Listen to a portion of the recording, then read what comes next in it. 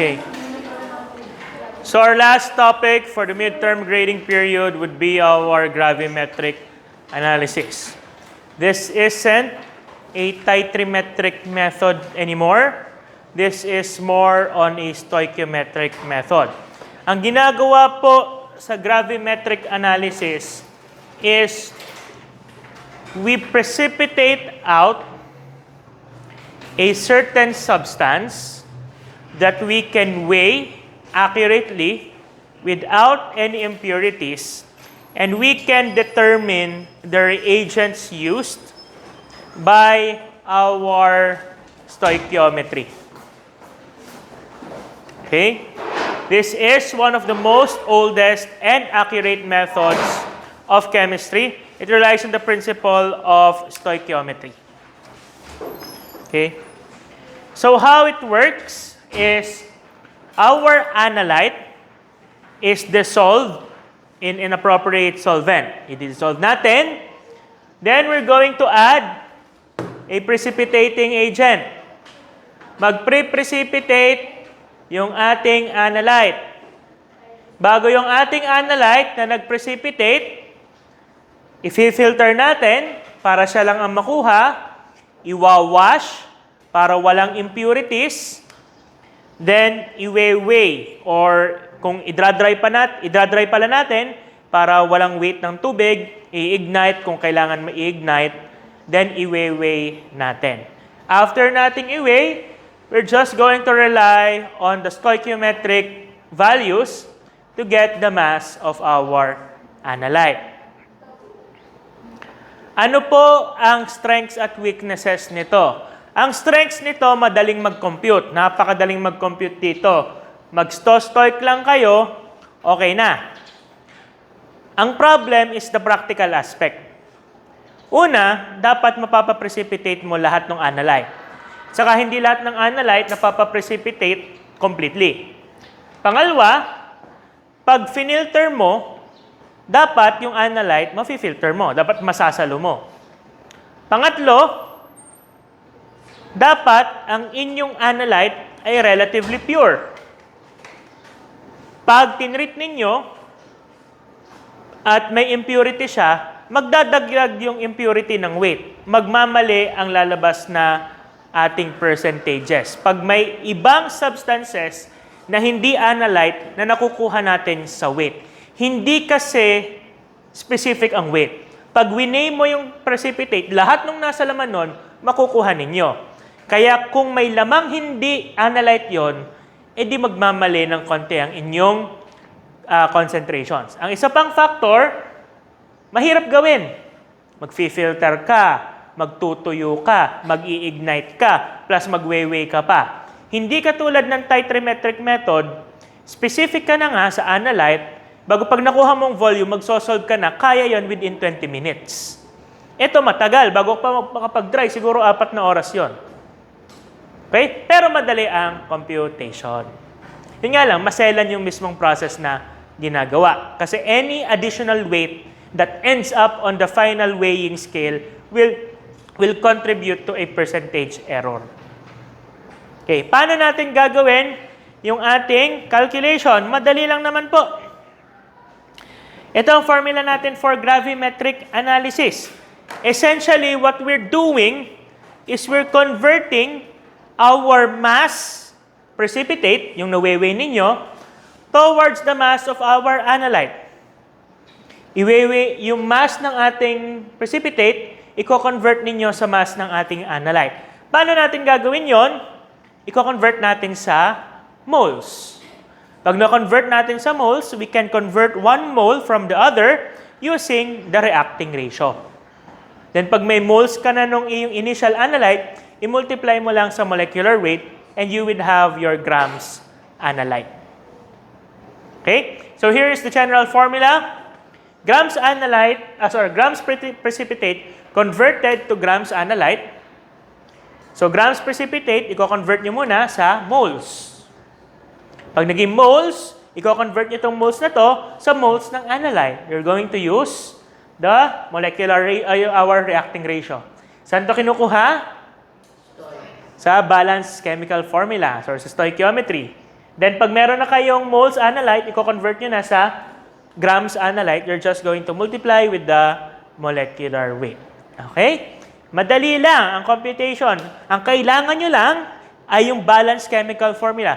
Convert sa moles. Moles to moles. Moles to weight. Nagets po? Okay.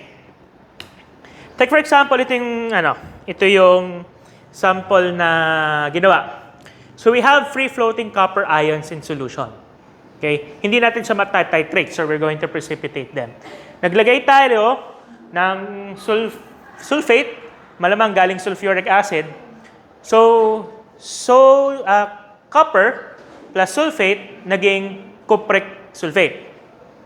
Copper sulfate. Yung copper sulfate, soluble pa yon. Okay? Soluble pa yon sa tubig. Hindi siya nagpe-precipitate. To make it precipitate, we're going to add sodium hydroxide. Sodium hydroxide reacts with copper sulfate in a 2:1 ratio. And ang lalabas ay copper hydroxide. Copper hydroxide is the one that precipitates. So ang relationship niya, copper hydroxide to copper sulfate to copper. Dito po, dalawang ating reacting ratio kasi dalawang beses na convert ang ating compound. Okay po? From copper, ginawang copper sulfate naging copper hydroxide. Hindi naman po magbabago masyado kasi copper sulfate to copper hydroxide is 1:1. So pagpalagay na magko-compute na tayo ng mass ng copper ions, ito ang mangyayari. Grams copper hydroxide, kinonvert muna sa moles copper hydroxide. Bago i-convert ito sa moles copper sulfate. Bago yung moles copper sulfate, i-convert sa moles copper, then i-multiply na natin sa molecular weight ng copper to get grams of copper. So it doesn't matter how many steps it actually takes. As long as you can track the the balanced chemical equation, you can get the final answer for our analyte. Okay?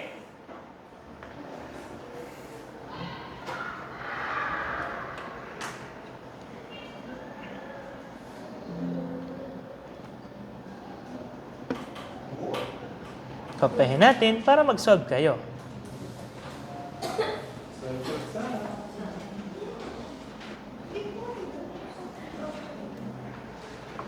Okay, answer this one.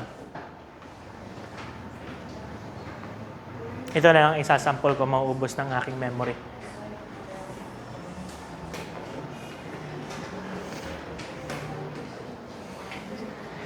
Five grams of impure barium chloride was dissolved in water and was treated with excess sodium sulfate to form barium sulfate as a precipitate. The precipitate is filtered, washed, and dried to a constant mass of 2.35 grams. Calculate the percentage purity of the barium chloride sample. Pa-search na lang po ng mga molecular weights, hindi ko lang nailagay. Mag-balance kayo. Mag-balance kayo. Second year, second sem na kayo. Dapat marunong kayo mag-balance kaling first sem.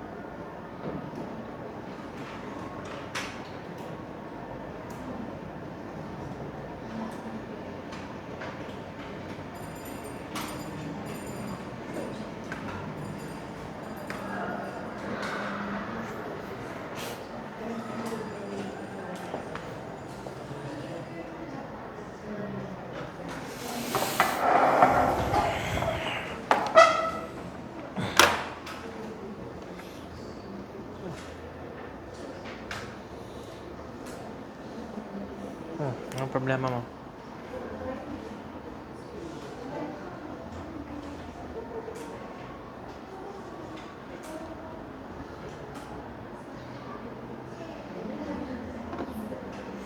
Okay, here's the answer. So the reaction is barium chloride reacts with sodium sulfate to form barium sulfate and sodium chloride. In this reaction, sodium chloride is formed in a 2 ratio. However, sodium chloride is not the precipitate. Barium sulfate is. So all reacting ratios is 1:1.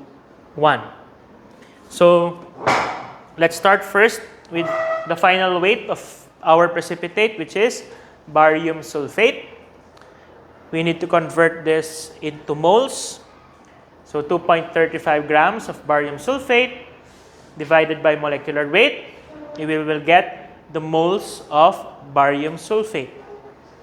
Once we get the moles of barium sulfate, we can convert barium sulfate into barium chloride, and barium chloride multiplied by the molecular weight of barium chloride, we will get a weight of 2.10 grams barium chloride. After which, we're going to get the percentage purity, 2.10 grams over 5 grams times 100, we get a concentration of 42%.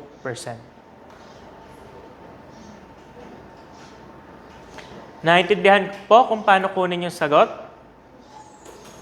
Naintindihan? Okay, try the next questions on your own. Mag-solve muna kayo.